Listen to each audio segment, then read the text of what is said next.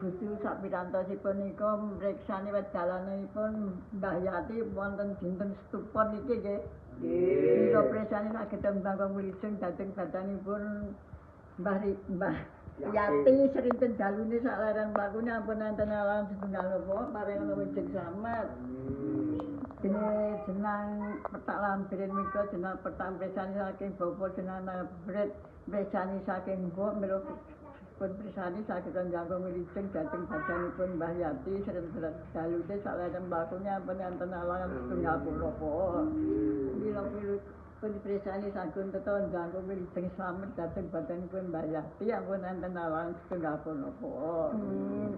Dene jenang Sengkala mika sasengkalanipun Mbah Yati wonten dinten stupa niki bisa suket sakite kanthi seger warase kampila nggih pados landang lawan sedaya serinten darine ampun wonten alam setunggal menapa.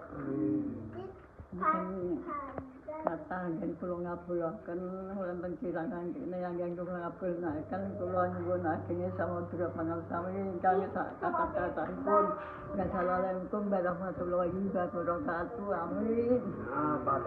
Pun ngoten mawon. Dadi kurang. Ini kan pucuk itu coba saya kono. Harus jenang sekolah kene.